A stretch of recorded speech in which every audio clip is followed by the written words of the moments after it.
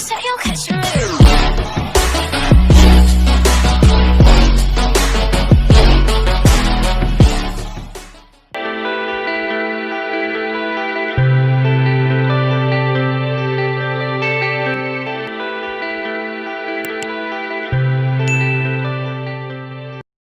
नमस्कार। ऐसी संख्याएं जो कि P/Q के रूप में लिखा जा सकता है, जहां पर Q इक्वल नॉट जीरो है, तब वह परिमेय संख्या कहलाती है। और वह संख्या जो P/Q के रूप में नहीं लिखा जाता, जहां पर Q इक्वल नॉट जीरो है, तब वह अपरिमेय संख्या कहलाती है। तो प्रश्नावली 2.2 में आज हम अपरिमेय संख्याओं से संबंधित कुछ संक्रियाएं हल करेंगे। तो इसको पहला प्रश्न है, सरल कीजिए। 7 वर्गमूल 3 धन 11 वर्गमूल 3।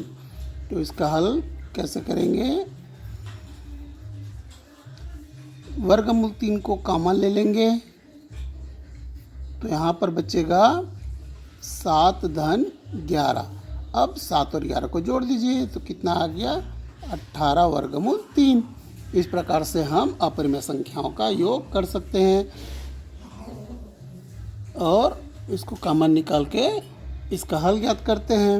अब दूसरा प्रश्न है, योग कीजिए 2 वर्गमूल 2 धन 3 वर्गमूल 5 और 5 वर्गमूल 2 ऋण 2 वर्गमूल 5।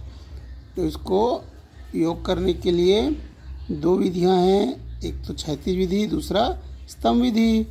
तो दोनों विधियों के बारे में मैं आपको बता देता हूँ। तो धन ये हो गया 5 वर्गमूल 2 ऋण 2 वर्गमूल 5। तो अब यह हो जाएगा 2 वर्गमूल 2, और वर्गमूल 2 वाला आसपास में रख लेंगे ताकि हमको सरल करने में सहूलियत हो। तो हो जाए, अब ये हो जाएगा, यहाँ से वर्गमूल 2 कॉमन आ गया, तो यहाँ पर क्या बचा? 2 धन 5 बचा, और वर्गमूल 2 कॉमन हो गया। वैसे यहाँ से वर्गमूल 5 आ गया, ये हो जाएगा 3 ऋण 2 वर्गमूल 5। अब हो जाएगा 5 और 2 7 वर्गमूल 2 धन 3 में 2 घटाएंगे तो 1 वर्गमूल 5। यह कौन सी विधि है? क्षैतिज विधि है।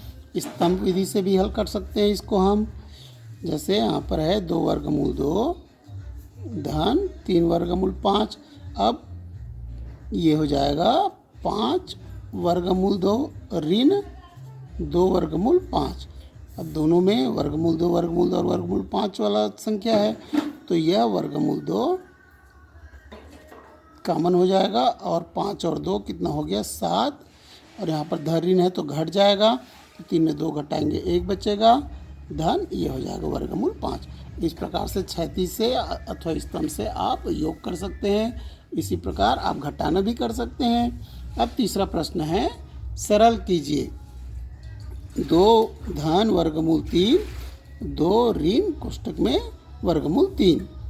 अब इसको हल करने के लिए अब हम इसको देखते हैं प्रश्न को। तो यह किस रूप में है? a धन b a ऋण b के रूप में है। तब यह हो जाएगा बराबर क्या होता है सूत्र हमारा? a स्क्वायर ऋण b स्क्वायर। या आपके सूत्र आप जानते ही हैं। तो इस रूप में, तो इससे तुलना करने पर क्या हो जाएगा? 2 का स्क्वायर ऋण वर्गमूल 3 का स्क्वायर, तो बराबर हो जाएगा 4 2 दूनी 4, और वर्गमूल 3 का गुना करेंगे तो क्या आएगा? 3 आएगा। इस प्रकार से 4 में 3 घटाएंगे तो क्या है? 1। अतः क्या हो जाएगा? 2 धन वर्गमूल 3 2 ऋण वर्गमूल 3 बराबर आया 1। और इसको गुना करके भी हम सरल कर सकते हैं। अगर आपको सूत्र याद नहीं है, वैसे आपको घातांक सूत्र तो याद ही होगा, गुना करने पर भी यह सरल हो जाएगा। तो इस प्रकार से प्रश्नावली 2.1 के जो कुछ सवाल मैंने आपको अभी समझाए, वो आपको अच्छे समझ में आ गया होगा। धन्यवाद। Don't let me down.